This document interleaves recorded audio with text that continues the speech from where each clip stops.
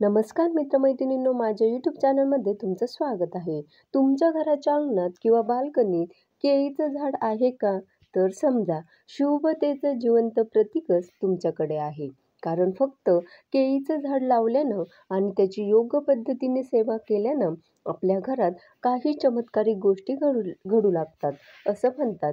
ज्यामध्ये घरात सुख समृद्धी वाढणं, वास्तुदोष कमी होणं आणि देवी देवतांची कृपा सहज प्राप्त होणं हे शक्य आहे. आणि काही प्रभावी लाभ आहेत, पण त्याचे संकेत कसे ओळखावे हेच आज आपण या व्हिडिओतून जाणून घेणार आहोत. घरात केळीचं झाड असण्याचे आध्यात्मिक, धार्मिक, चमत्कारिक फायदे. घरात केळीचं झाड असणं हे भारतीय संस्कृतीत, विशेषतः हिंदू धर्मात शुभ आणि पवित्र मानलं जातं. केळीचं झाड, ज्याला कर्दळी केळी असं म्हणतात, हे समृद्धी, सकारात्मकतेचं आणि सौभाग्य यांचं प्रतीक आहे. ज्यामुळे घरात केळीचं झाड असल्याने अनेक सांस्कृतिक आणि वैज्ञानिक दृष्टिकोनातूनही लाभ घडू शकतात. तर सर्वात आधी केळीच्या झाडाचे धार्मिक आणि सांस्कृतिक महत्त्व जाणून घेऊया. हिंदू धर्मात केळीचं झाड हे भगवान श्रीहरी विष्णू, माता लक्ष्मी आणि गुरु म्हणजे बृहस्पती यांच्याशी संबंधित आहे. गुरुवारच्या पूजेत केळीच्या झाडाला विशेष महत्त्व आहे. असं मानलं जातं की केळीचं झाड घरात सकारात्मक ऊर्जा आणि समृद्धी आणते. एवढंच काय, तर केळीचं पान, फळ आणि त्याचं खोड सुद्धा यांचा वापर विविध धार्मिक विधींमध्ये केला जातो. जसं लग्न, गृहप्रवेश, सत्यनारायण पूजा आणि इतर शुभ कार्यात केळीची पानं आणि खोडं यांचा वापर सजावटीसाठी आणि पूजेसाठी केला जातो. मग घरात केळीचं झाड असल्यास ही सामग्री सहज उपलब्ध होते. शिवाय असं मानलं जातं की केळीच्या झाडात देवी देवतांचा वास असतो. यामुळे घरात सकारात्मक वातावरण निर्माण होतं आणि नकारात्मक ऊर्जा दूर होण्यास मदत मिळते. एवढंच काय, तर वास्तुशास्त्रानुसार देखील केळीचं झाड घराच्या ईशान्य दिशेला लावणं शुभ मानलं जातं. यामुळे घरात सौभाग्य आणि समृद्धीची भरभराट होते, असे बऱ्याच जणांचे अनुभव आहेत. या झाडाविषयी काही चमत्कारिक अनुभव आणि मान्यता आहे. ते म्हणजे अनेकांचा असा विश्वास आहे की घरात केळीचं झाड असल्यास आर्थिक स्थिरता आणि समृद्धी वाढते. गुरु बृहस्पतीशी संबंधित असल्यानं केळीचं झाड आर्थिक नुकसानापासून संरक्षण करते असं मानलं जातं.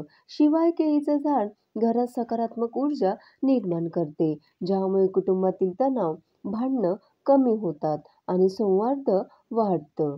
केळीच्या झाडाची पूजा दर गुरुवारी नित्यनेमाने केली तर मन शांत होतं आणि ध्यान योगासारख्या आध्यात्मिक साधनेत प्रगती होते असंही सांगितलं जातं.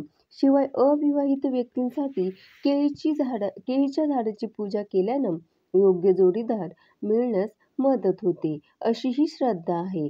तसेच संतती प्राप्तीच्या इच्छेसाठी केळीच्या झाडाची पूजा करण्यास सांगितलं जातं. शिवाय काही घरांमध्ये या झाडाची भगवान श्रीहरी विष्णू आणि माता लक्ष्मीच्या प्रतीक स्वरूप पूजा केली जाते.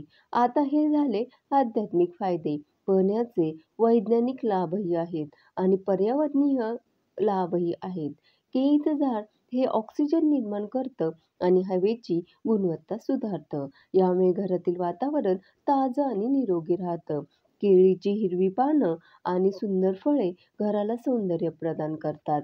यामुळे मानसिक तणाव कमी होण्यास मदत मिळते. शिवाय केळीची पाने पौष्टिक असतात आणि घरात झाड असल्यास ताजी फळंही सहज उपलब्ध होतात.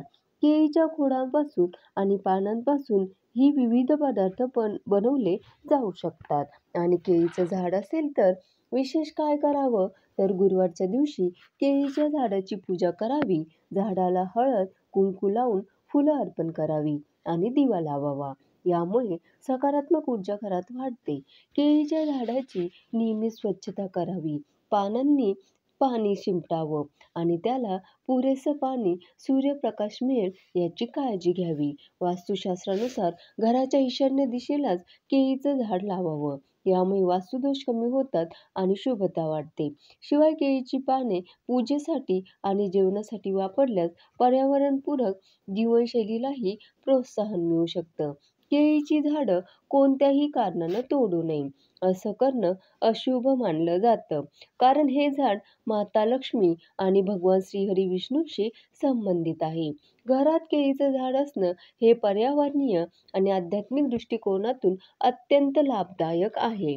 योग्य काळजी आणि श्रद्धेनं केळीच्या झाडाची पूजा केल्यास त्याचे चमत्कारिक लाभ आपल्यालाही अनुभवता येऊ शकतात.